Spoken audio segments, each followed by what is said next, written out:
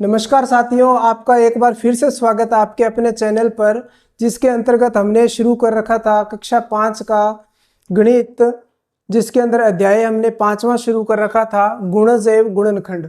उसी के अंतर्गत आज आगे देखिए 6 क्वेश्चन हमने पहले कर लिए थे। अब क्वेश्चन नंबर 7 और 8 देखिए।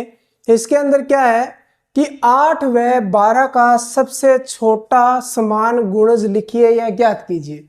यानी कि हमें क्या करना है, ये बताना है कि वो सबसे छोटा गुणज कौन सा है जो 8 और 12 दोनों के पाड़े में आता हो।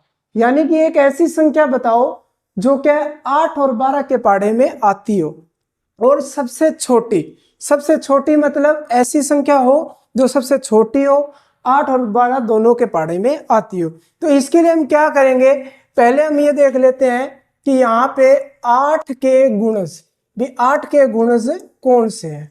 भी 8 के गुणज आप देखते हैं भी 8 8 दूनी 16, 8 तिये 24, 8 चौक 32, 8 पांजे 40। ऐसे करते हुए हम 8 का क्या पाड़ा ले लेंगे, पर अपने को क्या सबसे छोटा समान चाहिए, तो ज्यादा दूर जाने की जरूरत है नहीं।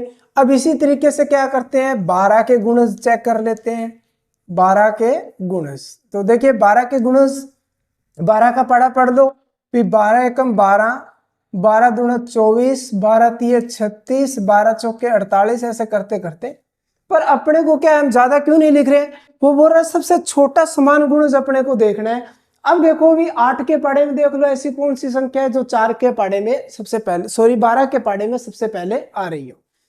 तो हम यहाँ पे देखते हैं कि ये देखिए 24 है जो 12 के पाड़े में और 8 के पाड़े में आ रहा है। भी 12 का पाड़ा हम स्टार्टिंग से पढ़ते हैं तभी हमारे पास दूसरे नंबर पे क्या है 24 आ जाता है, और 8 के पाड़े में तीसरे नंबर पर 24 आ जाता है। तो 8 व 12 का सबसे छोटा समान गुणज भी स्टार्टिंग में है, तो इसका मतलब सबसे छोटा होगा। भाई पाड़ा हम जब पढ़ते हैं छोटे से आगे जाते हैं, तो हमें क्या मिला, इन दोनों के अंदर जो कॉमन था वो क्या था, 24 था।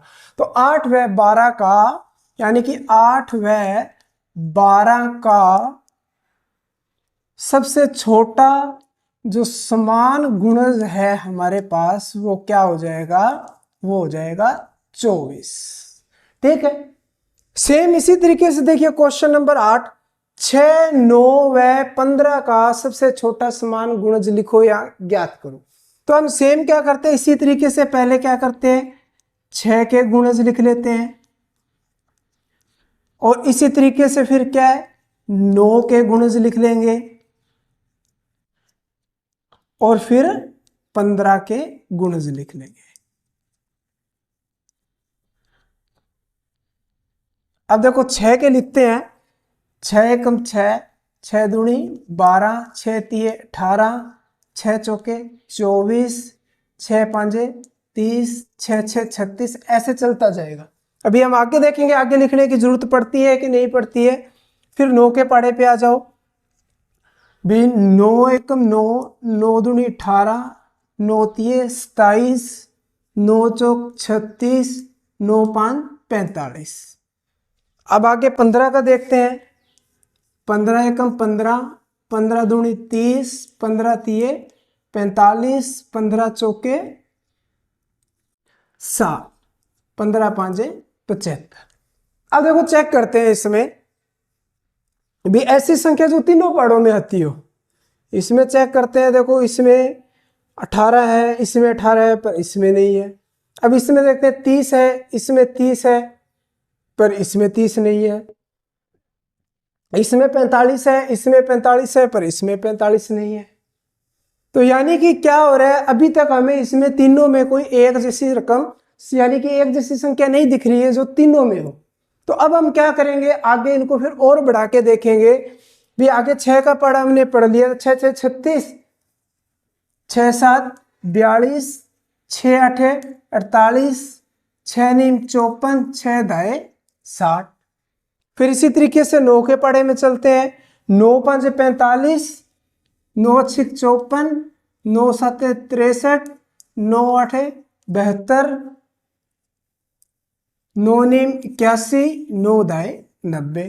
अब इसी तरीके से 15 के पाड़े में चलते हैं, 15, 30, 45 यानी 5 बार पढ़ लिया था हमने। 15 5 75, तो 15 6 90, 15 7 105, 15 8 120, ऐसे करते करते चलते जाएंगे। अब देखो क्या हो रहा है कि इसके अंतर्गत हमारे पास तीनों में देखो कोई कॉमन रकम हमारे पास क्या कोई आ रही है। अभी तक तो हमें तीनों में कोई कॉमन एक जैसा दिख नहीं रहा है। अभी इसमें 90 तो दिख रहा है पर ऊपर नहीं है। अब आगे अब करेंगे क्या कि इस पाड़े को फिर आगे हमें और बढ़ाना पड़ेगा। आगे हम अब 6 का पाड़ा बढ़ाएंगे तो आप देखोगे कि 6 का पाड़ा आगे आपके पास बढ़ेगा तो 11 6 66। क्या था कि हमने जैसे ही 6 के गुणज 9 के गुणज और 15 के गुणज तो लिख लिए अपन ने। अब इसमें क्या हो रहा है कि 6 का पाड़ा हमने 10 बार तक तो लिखा और 9 का पाड़ा पढ़ा, 15 का पाड़ा पढ़ा, तो हमने देखा अभी तक तीनों में कुछ भी कॉमन नहीं आ रहा है जो तीनों में हो। भी इन दो में आ रहा है तो वो इन दो में नहीं मिल रहा है, इन दो में मिल रहा है तो वो इन दो में नहीं मिल रहा है, या कभी इन दोनों में आ रहा है इसमें नहीं आ रहा है। तो हमें इसी तरीके से क्या करेंगे, पाड़े को आगे बढ़ाते जाएंगे। ये 15 का पाड़ा कम मैंने इसलिए लिखा क्योंकि 120 तक तो ये आ गया है। अभी अपन इनमें चलते हैं। भाई यहाँ पे देखो 6 के गुणज क्या हम पूरे करके देखते हैं आगे। 6 के गुणज का मतलब 6 से भाग होने वाले। भी अब छोटे बच्चे हैं तो वो सोचेंगे 10 तक पाड़े होते नहीं। आगे हम क्या जैसे जैसे पाड़े का मतलब क्या है, आप वो रकम वो जो पाड़ा पढ़ रहे हो उसको आगे वाली संख्या में जोड़ दो, उससे आगे आ जाते हैं।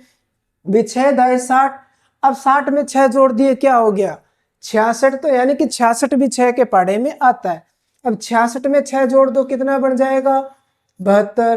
तो अब क्या है 72 भी हमारे पास क्या हो रहा है 6 के पाड़े में आ रहा है। इसी तरीके से 72 में 6 और जोड़ दो कितने हो गए 78।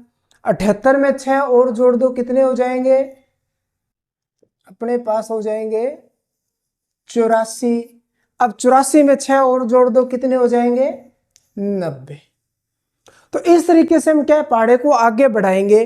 अब इसमें क्या हुआ, अब देखो जैसे ही हम यहाँ पहुंचे तो अपने को पता चला कि 90 इसमें है 90 इसमें है। तो तीनों में क्या है हमारे पास जो 90 है वो तीनों के अंदर समान गुणज है और सबसे छोटा गुणज है। यानी कि 6 का 9 का 15 का सबसे छोटा समान गुणज लिखने के लिए हमें क्या करना पड़ेगा भी इन संख्याओं के अपने को पहले क्या गुणज लिख लेने हैं। फिर तीनों के जैसे 6 9 15 के पूछा तो 6 9 15 के हमने गुणज लिख लिए। अब गुणज लिखने के बाद हम चेक करेंगे कि उनमें तीनों में सबसे पहले क्या कोई कॉमन आ रहा है कि नहीं आ रहा है। अगर तीनों में एक जैसे कोई संख्या नहीं आ रही है तो हम क्या करेंगे उस संख्या के गुणज को आगे बढ़ाते चलेंगे। यानी कि वही संख्या उसमें जोड़ते जाओगे आप आगे आगे हम ऑटोमेटिक बढ़ते जाएंगे। तो इस तरीके से करने पर हमें पता चला कि 6 के अंदर 90 है जो आपके पास और 9 के अंदर 90 और 15 के अंदर 90 जो पहला ऐसा गुणज है जो तीनों में समान है और सबसे छोटा है। तो हमारा इसका आंसर क्या हो जाएगा 6 9 व 15 का समान गुणज। गुणज क्या हो जाएगा 90 हो जाएगा। इस तरीके से हम क्या है इसका गुणज बता सकते हैं। उम्मीद करता हूं कि आप सभी को ये क्वेश्चन अच्छी तरीके से समझ में आ गए होंगे। धन्यवाद।